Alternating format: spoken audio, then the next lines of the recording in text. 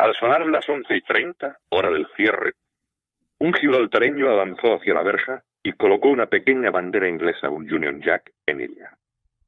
¿Qué quiso decir? Mucho. Se trataba de la línea de demarcación. Aquello es España, esto es Gibraltar. His generation would have wanted that all these things are kept alive because it's important to keep history alive and not forget what has come before. We have to move forward, absolutely, and I think that's what they would have wanted. But it was a moment in time which was very special for the Gibraltarians. The younger generation will not know the impact Palabras Al Viento had. It's said that in the years before and after the closure of the frontier, the Rock came to a standstill on Sunday afternoons to hear the programme on Radio Gibraltar.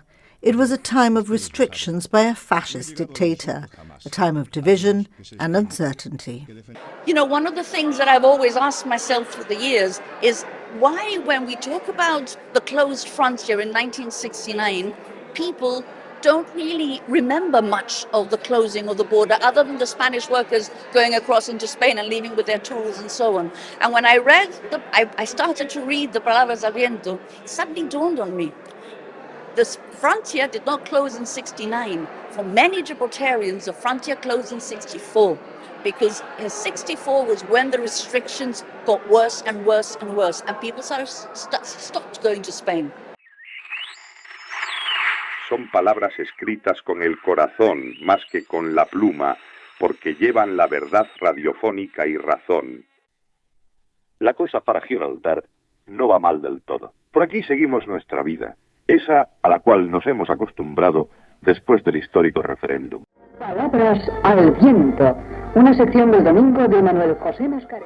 The Palabras al Viento, it's important that we keep them alive, and really for the last 60 years, people have kept them alive. You know, there's not a week that goes by that people around that generation of my dad, and even our generation, don't ask me about Palabras al Viento, or even point out, yes, because your father this, because, I used to listen to Palabras al Viento.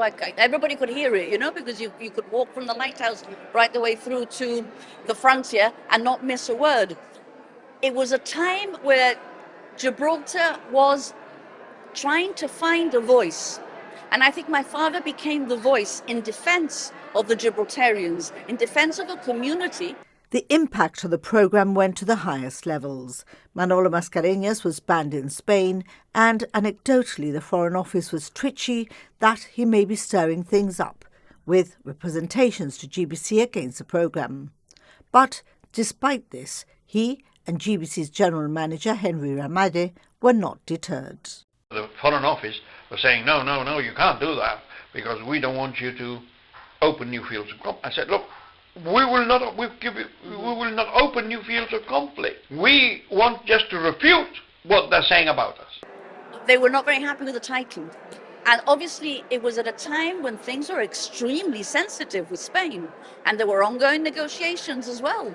And they didn't want to rock that boat. But I think in the end they realized, and certainly Henry points it out in the book, and I think my father knew, that they could rock the boat so much, but they wanted to carry on with the Palabras al Viento, and they wanted to make sure that the people knew what was going on, and they knew where to almost draw a line, but they got very close to the edge on many occasions.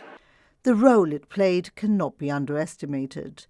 It refuted Spanish claims and propaganda and kept up morale on the Rock, El Pueblo Calpense.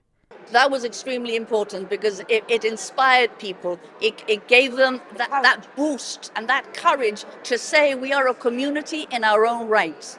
That is what they said, and that is what Palabras al Viento says. The Palabras al Viento, of course, it talks about what was happening in Spain and what they were saying about us in Spain, but in many instances, it is about raising that morale. It is about saying we have a fair and we can do it better than anybody else and we don't need Spain. It's those words that went from Gibraltar into the air and were picked up not just in Gibraltar, where they built up the morale of the population, but where no doubt they were being heard beyond Gibraltar, and starting, I hope, then to demonstrate to those who were trying to get us down that we were never going to lose the fight. The book is not only biographical.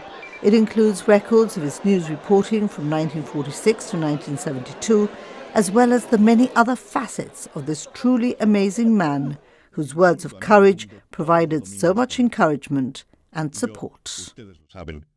No he llegado al insulto jamás, al menos que se estime que defender la postura calpense, defender a mi pueblo, es insultar.